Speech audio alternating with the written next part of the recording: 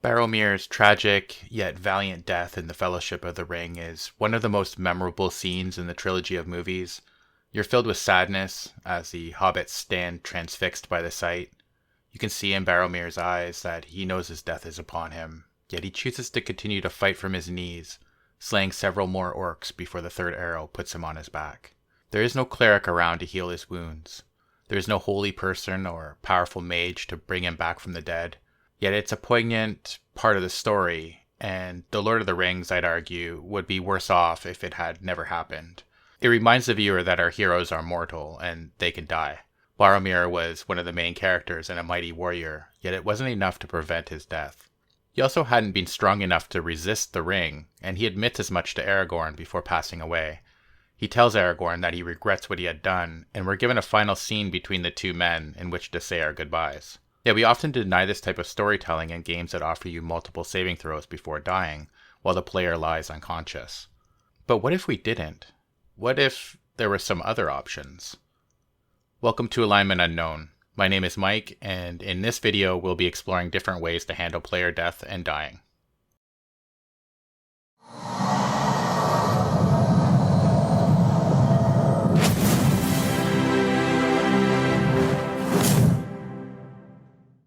Before we get started, I just wanted to thank my current patrons. If you'd like to support my opinion giving financially, the link to my Patreon page can be found in the description box.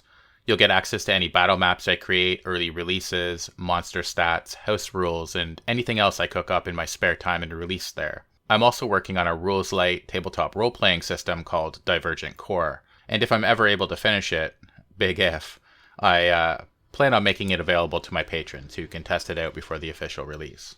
With that out of the way, let's get on to the main topic of this video. The first thing I wanted to talk about was not my idea. Someone on Twitter suggested it, and I thought I had saved the tweet, but it turns out I hadn't. But I absolutely thought it was brilliant, so thank you to the anonymous Twitter user. In Dungeons & Dragons 5th edition, once you reach 0 hit points, you fall unconscious, which means you start rolling death saving throws. If you roll a 10 or higher on a 20-sided die, you get to check a box and call it a successful save versus death. Below that, and it's a failure. When you collect 3 successes, you recover and become stable. With 3 failures, you die. In Pathfinder 2nd edition, at 0 hit points or below, you are, quote, bleeding out or otherwise at death's door. While you have this condition, you are unconscious. Dying always includes a value, and if it ever reaches dying 4, you die. If you're dying, you must attempt a recovery check at the start of your turn each round to determine whether you get better or worse. Your dying condition increases by 1 if you take damage while dying, or by 2 if you take damage from an enemy's critical hit or a critical failure on your save. If you lose a dying condition by succeeding at a recovery check and are still at 0 hit points, you remain unconscious, but you can wake up as described in that condition. You lose the dying condition automatically and wake up if you ever have 1 hit point or more. Anytime you lose the dying condition, you gain the Wounded 1 condition, or increase your wounded condition value by 1 if you already have that condition. End quote. Now, that's a lot of rolling while unconscious and basically helpless. That doesn't sound very heroic. Certainly not as heroic or memorable as Boromir's death in Lord of the Rings.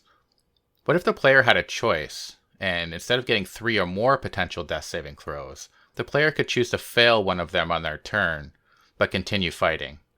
Maybe they're on their knees like Boromir in their final moments, or staggering forward, chopping enemies down in a seemingly impossible display of skill, bravery, and determination.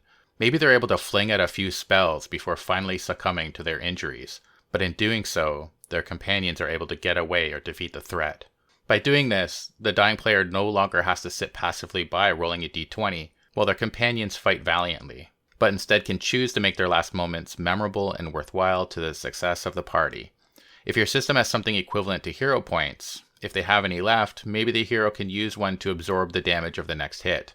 Sure, they still fail their saving throw, allowing death to darken the corners of their vision, but they also don't suffer 2 failures due to the new injury. Some other possibilities might include allowing the player to forfeit all of their saving throws in exchange for a big heroic payoff. Maybe they can defeat the already injured big bad with one last heroic feat of strength, skill, or magic before their injuries claim their life.